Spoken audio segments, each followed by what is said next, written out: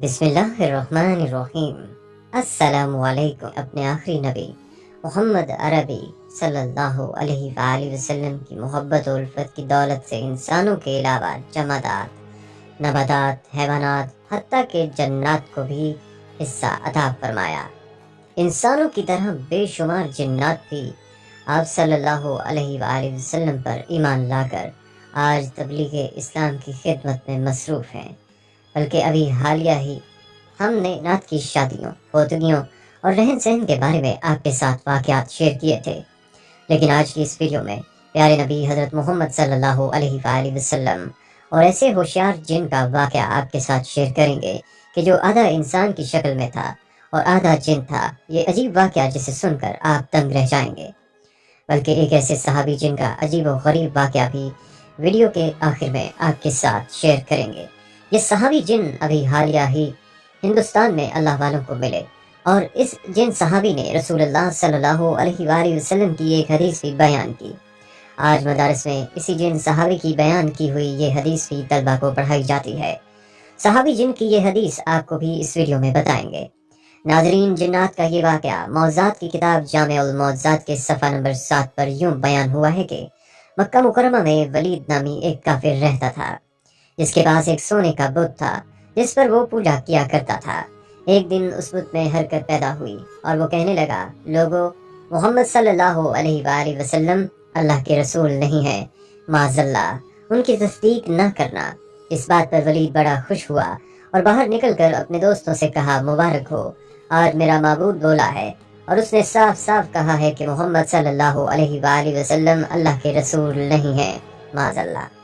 اب یہ سب ماجرا سن کر لوگ فوراً ولید کے گھر آئے تو دیکھا کہ واقعی اس کا بت یہ جملے دہرا رہا ہے۔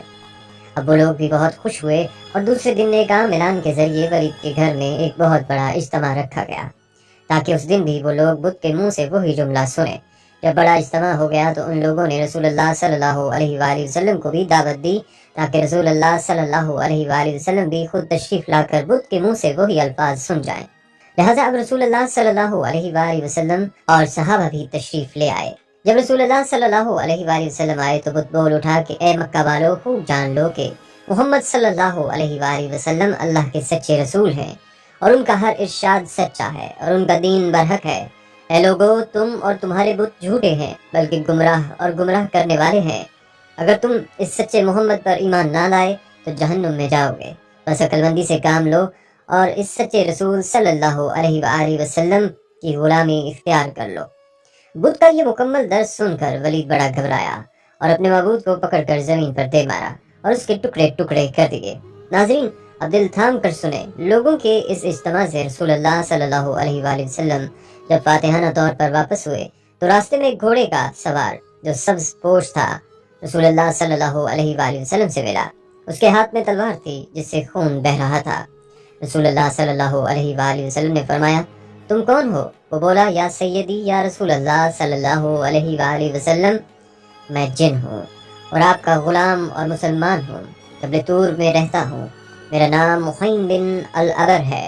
میں کچھ دنوں کے لیے کہیں باہر گیا ہوا تھا، آج گھر واپس آیا تو میرے گھر والے رو رہے تھے۔ میں نے وجہ پوچھی تو معلوم ہوا ایک کافر جن جس کا نام مسفر تھا، وہ مکہ مکرمہ میں آ کر ولید کے بت میں گھس کر رسول اللہ صلی اللہ علیہ وآلہ وسلم کے خلاف بکواس کر گیا ہے، اور آج پھر گیا ہے تاکہ بت میں گھس کر آپ کے متعلق بکواس کرے۔ اے اللہ کے رسول صلی اللہ علیہ وآلہ وسلم، مجھے سخت غصہ آیا، میں تلوار لے کر اس کے پیچھے دوڑا اور اسے راستے میں قتل کر دیا، اور پھر میں خود ولید کے بت میں گھس گیا اور جو کچھ کہا میں نے ہی بولا ہے۔ ناظرین، رسول اللہ صلی اللہ علیہ وآلہ وسلم نے جب یہ سارا قصہ اس مسلمان جن سے سنا تو بڑی مسرت کا اظہار کیا اور اس اپنے غلام جن کے لیے دعا فرمائی۔ بلکہ ناظرین، دور نبوت میں جب پیارے نبی محمد صلی اللہ علیہ وآلہ وسلم مسجد میں بیٹھے تھے تو مدینے میں ایک ایسا جن داخل ہوا جو آدھا انسان کی شکل میں تھا اور آدھا جن۔ اس جن کا قد 40 گز لمبا تھا۔ سب لوگ ڈر کر بھاگنے لگے اور سب لوگ مسجد نبوی میں آئے اور لوگوں نے کہا کہ یا رسول اللہ، ہمیں اس بلا سے بچائیں، وہ بلا سیدھا مسجد نبوی کی طرف آ رہی ہے۔ تو حضور صلی اللہ علیہ وآلہ وسلم نے کہا کہ تم کیوں ڈر رہے ہو، میں تمہارے ساتھ ہوں۔ اتنے میں وہ جن مسجد نبوی میں داخل ہوا اور اس نے کہا کہ یا رسول اللہ، میں آپ کے پاس ایک آرزو لے کر آیا ہوں۔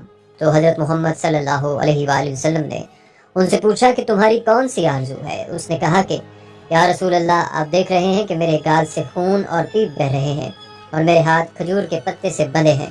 رسول اللہ صلی اللہ علیہ وآلہ وسلم نے فرمایا کہ تمہارے ہاتھ کس نے اور کب باندھے ہیں؟ اس نے کہا کہ حضرت آدم سے 30,000 سال پہلے مجھے اللہ نے زمین پر پیدا کیا۔ میری طاقت تمام جن و مخلوق سے زیادہ تھی اور میں جنوں پر ظلم کیا کرتا تھا۔ جو بھی جن مجھے ملتا تو میں اس کو مار دیتا تھا یا اس کو معذور بنا دیتا تھا۔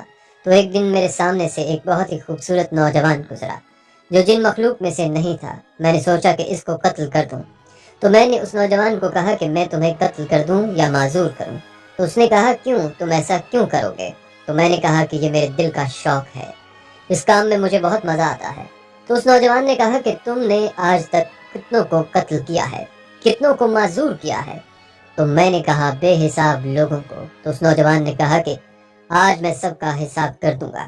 اب یہ سن کر مجھے غصہ آیا تو میں نے اس پر حملہ کیا، لیکن اس نوجوان نے میرا حملہ ناکام کر دیا اور مجھے ایک تھپڑ بھی مارا اور میں ایک تھپڑ سے ہی بے جان ہو گیا۔ پھر اس نے مجھے کھجور کے پتے سے باندھ دیا۔ میرے اندر جتنی طاقت تھی اس کے ایک تھپڑ سے ختم ہو گئی۔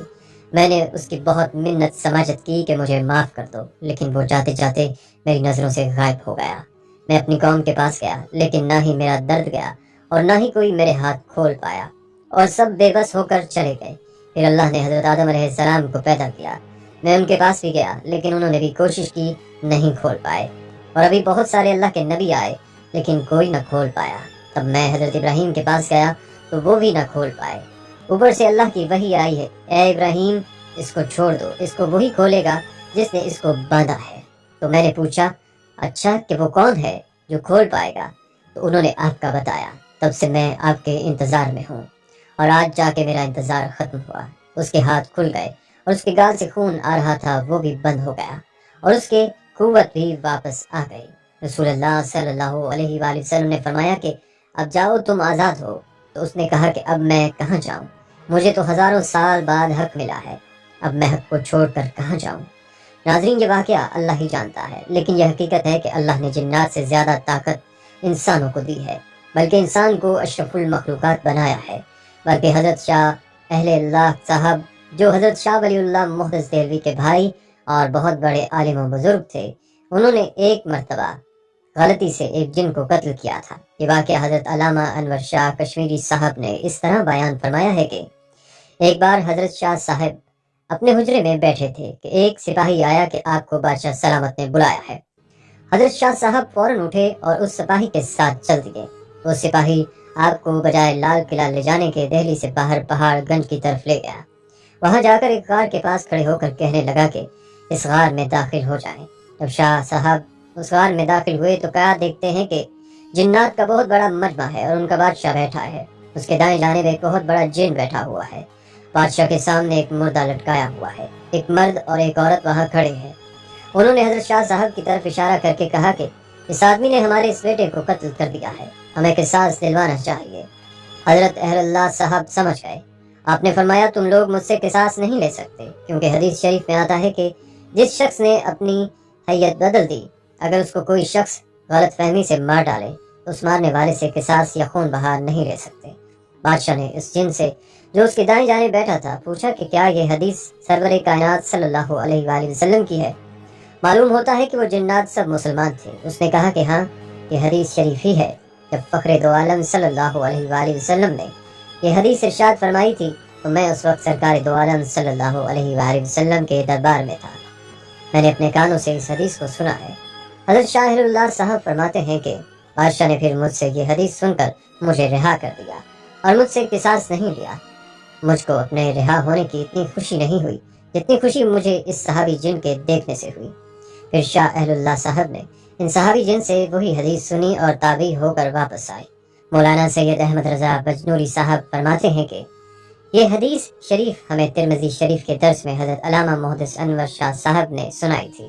اس جن کا نام شاہ رش رضی اللہ تعالیٰ عنہ تھا۔